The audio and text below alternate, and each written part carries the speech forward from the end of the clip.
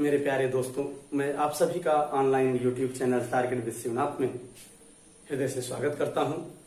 दोस्तों, आज हम आपके सामने एक इम्पॉर्टेंट टॉपिक लेकर उपस्थित हुआ हूं, जो कि भारत की नदियों से रिलेटेड है।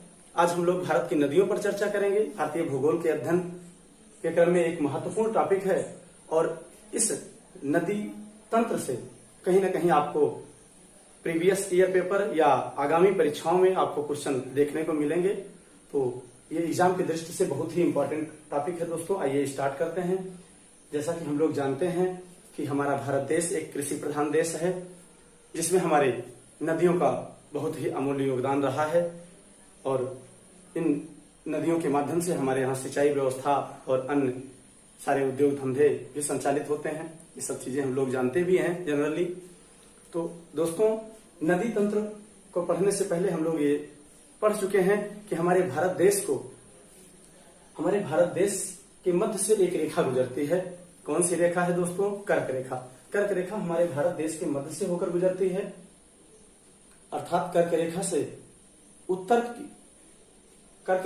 ऊपर का जो भाग है हम उत्तर भारत के नाम से जानते हैं, और उसके नीचे का, कर्क रेखा से नीचे का जो भारत है वो हमें दक्षिणी भारत के नाम से हम लोग जानते हैं, जिसे प्रायद्वीपीय भारत के नाम से भी जाना जाता है। तो इस तरह हम लोग अपने भारत की नदी तंत्र को, अर्थात भारत की नदियों को दो भागों में विभाजित करके पढ़ेंगे। उत्तर भारत की नदियां और दक्षिण भारत की नदियां।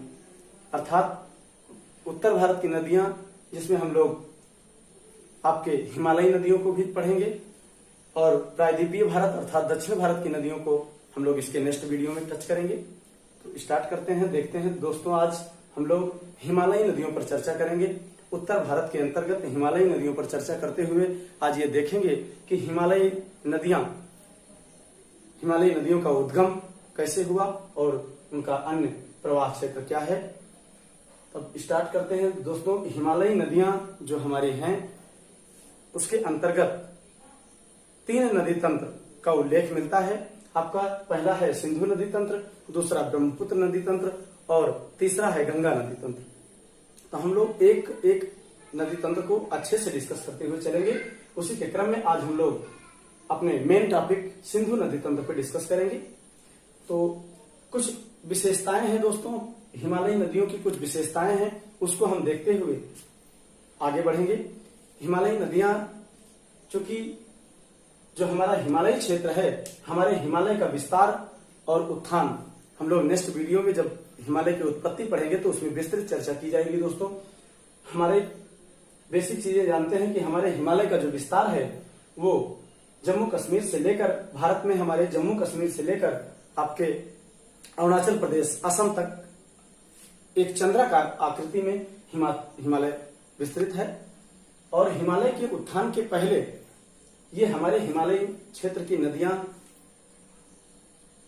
उद्गम हुई थी, अर्थात हमारे हिमालय क्षेत्र की जो नदियों का उद्गम है वो हिमालय के उत्थान के पहले हो चुका था।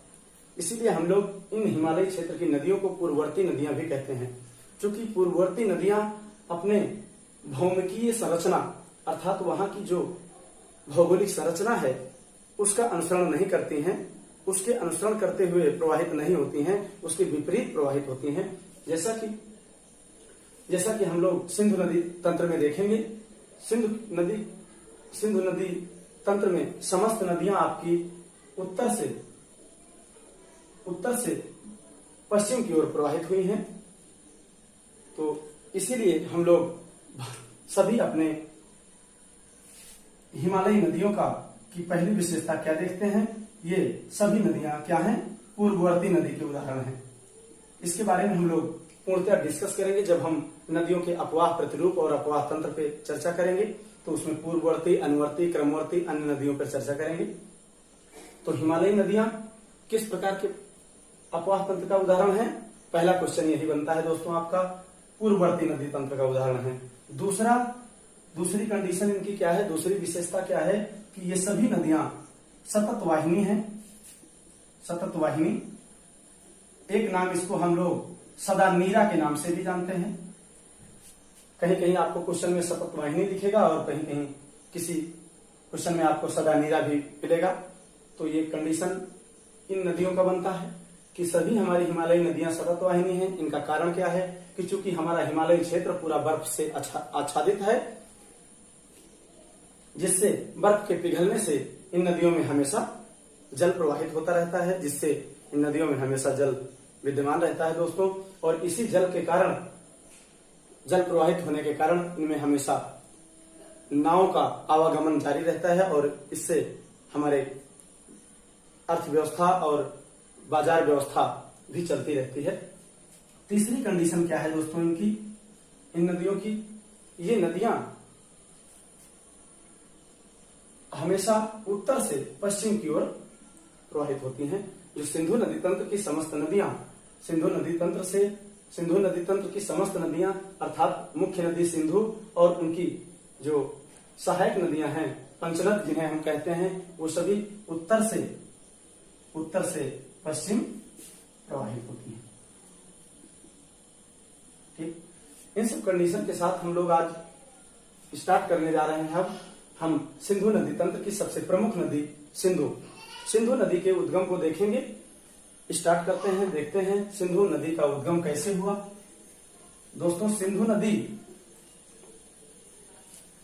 जैसा कि हम बता चुके हैं कि सभी हिमालयी नदियों का उत्थान हिमालय के पहले हो चुका था और ये अपने पूर्व के मार्ग का अनुसरण करते हुए प्रवाहित हो रही हैं, इसीलिए इनको हम लोग पूर्ववर्ती नदियां कहते हैं। अब पूर्ववर्ती नदी में सबसे पहली नदी आपकी, पहले नदी तंत्र आता है सिंधु नदी तंत्र, जो हिमालयी नदी तंत्रों में सबसे बड़ा नदी तंत्र माना जाता है। तो सिंधु नदी तंत्र की सबसे प्रमुख नदी है आपकी सिंधु नदी। सिंधु नदी का उद्गम दोस्तों तिब्बत के मानसरोवर झील, सिंधु नदी तंत्र में सबसे प्रमुख नदी सिंधु नदी का उद्गम तिब्बत के मानसरोवर झील के निकट चेमा युंगडुंग ग्लेशियर, दोस्तों नाम है चेमा युंगडुंग ग्लेशियर, या इसे हम एक नाम और बोखरचू हिमनद से भी जानते हैं, यहां से हुआ है। जैसा कि हम इसमें आपके समय उल्लेख कर दिए हैं, चेमा युंगडुंग ग्लेशियर और बोखरचू हिमनद से होता है। और ये नदी जम्मू कश्मीर से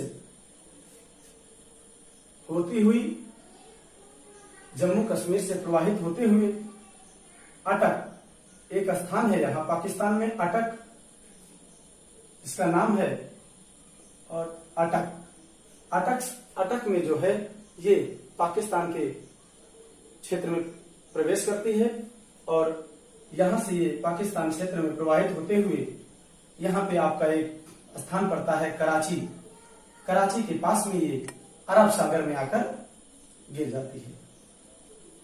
ठीक, तो दोस्तों सिंधु नदी तंत्र में सबसे पहली नदी आपकी सिंधु सबसे प्रमुख नदी है, जो मानसरोवर झील के चेमा युंगडुंग ग्लेशियर अर्थात बोखरचू हिमनद से प्रवाहित होते हुए यहां से उद्गमित होकर जम्मू कश्मीर क्षेत्र से बहती हुई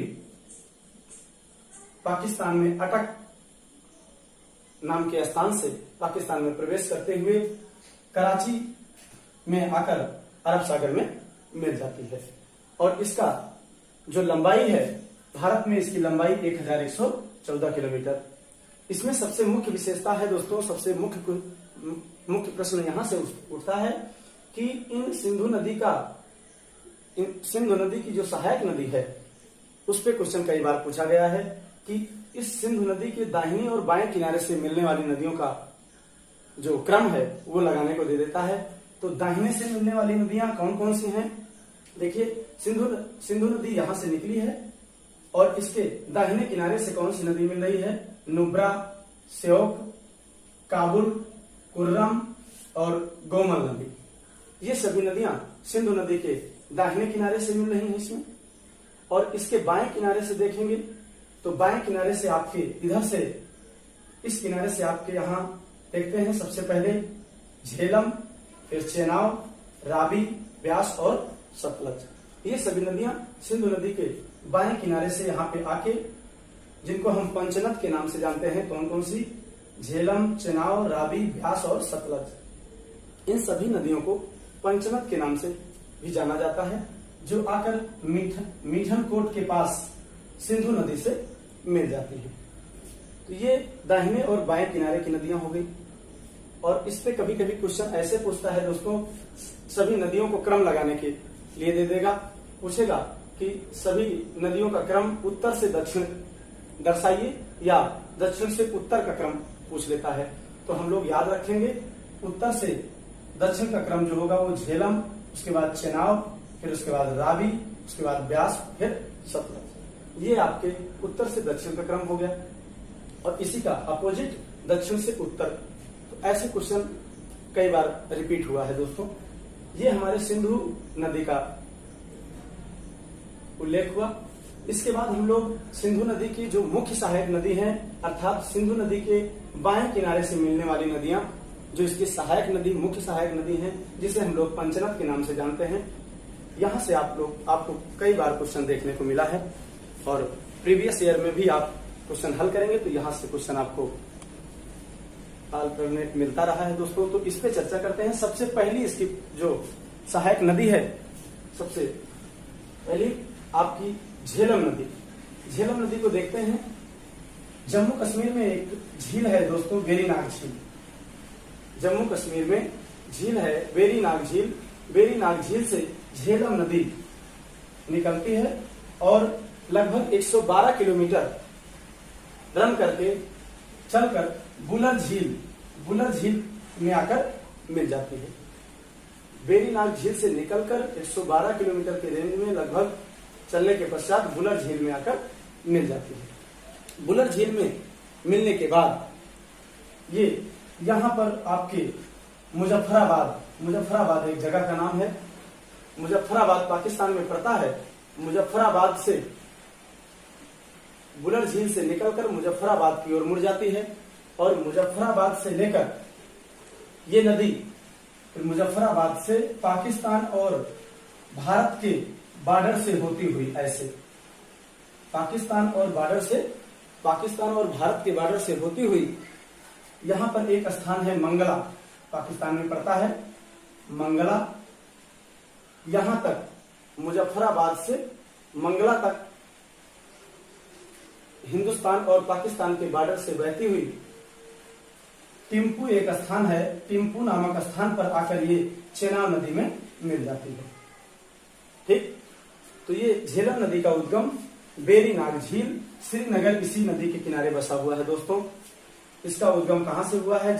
झेलम नदी का वेरीनाग झील से इसका उद्गम हुआ है और ये 112 किलोमीटर चलकर बुलर झील में प्रवेश करती है। फिर बुलर झील से मुजफ्फराबाद एक स्थान है, मुजफ्फराबाद की तरफ मुड़ जाती है। मुजफ्फराबाद से मंगला तक ये भारत और पाकिस्तान की सीमा से बहती हुई टिम्पू नामक स्थान पर आकर चेनाब नदी से मिल जाती है। ठीक, ये झेलम नदी का, श्रीनगर इसी नदी पर बसा हुआ है। कई बार क्वेश्चन पूछा गया था दोस्तों कि श्रीनगर किस नदी के किनारे बसा है, तो झेलम नदी के किनारे बसा है। ठीक, अब इसकी एक प्रमुख सहायक नदी है जो यहां से मिलकर ऐसे मिलती है दोस्तों। चेनाब की एक प्रमुख सहायक नदी है जिसका नाम है किशनगंगा।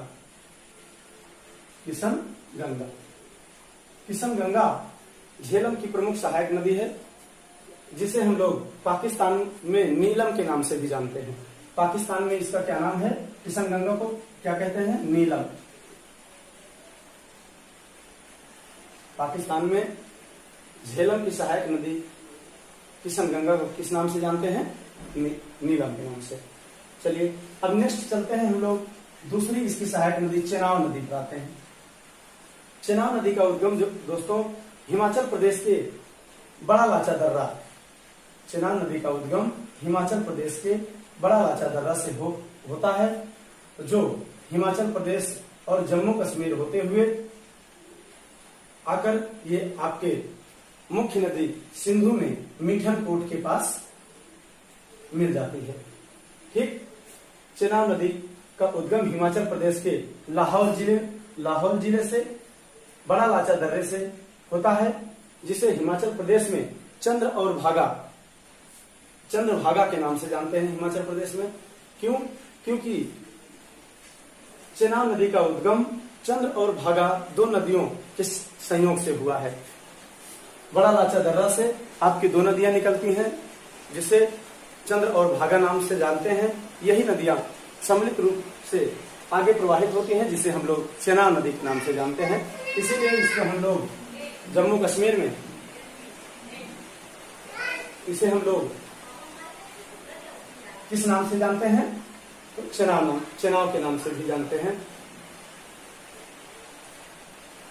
नेक्स्ट है हमारा, नेक्स्ट नदी आपकी रावी आती है, जो इसकी मुख्य सहायक नदी है। रावी इसकी सबसे छोटी सहायक नदी में माना जाता है। रावी का उद्गम भी हिमाचल प्रदेश के रोहतांग दर्रे से होता है। ये जो स्थान देख रहे हैं, ये रोहतांग दर्रा है। रोहतांग दर्रे से रावी नदी का उद्गम होता है, जो हिमाचल प्रदेश से होते हुए आकर सराय सिंधु के पास, रावी नदी हिमाचल प्रदेश से होते हुए सराय सिंधु के पास, सराय सिंधु एक स्थान का नाम है दोस्तों, पाकिस्तान में पड़ता है। सराय सिंधु के पास चेनाब नदी से मिल जाती है। ठीक, रावी नदी हिमाचल प्रदेश के कांगड़ा जिले के रोहतांग दर्रे से निकलती है। भारत में इसकी लंबाई कितना है? 725 किलोमीटर। ठीक, नेक्स्ट आता है आपका दोस्तों ब्यास नदी। यही इसी रोहतांग दर्रे के दक्षिण में एक कुंड है, जिसे हम लोग ब्यास कुंड के नाम से जानते हैं। इसी ब्यास कुंड से ब्यास नदी निकलती है और थोड़े दूर प्रवाहित होने के पश्चात ये आकर सतलज नदी में मिल जाती है। ठीक, ब्यास नदी कहां से निकलती है?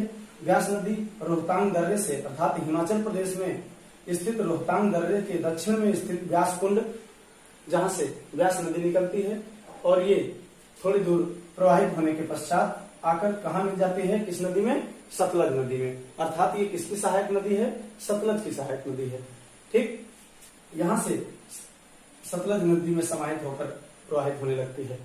तो इसका बहुत विशेष उल्लेख नहीं है दोस्तों। इसका उद्गम कुल्लू पहाड़ी, इसी को हम लोग व्यास कुंड को, रोहतांग दर्रे को ही कुल्लू पहाड़ी के नाम से भी जानते हैं। कुल्लू पहाड़ी के रोहतांग दर्रे के दक्षिणी किनारे पर स्थित व्यास कुंड से होता है।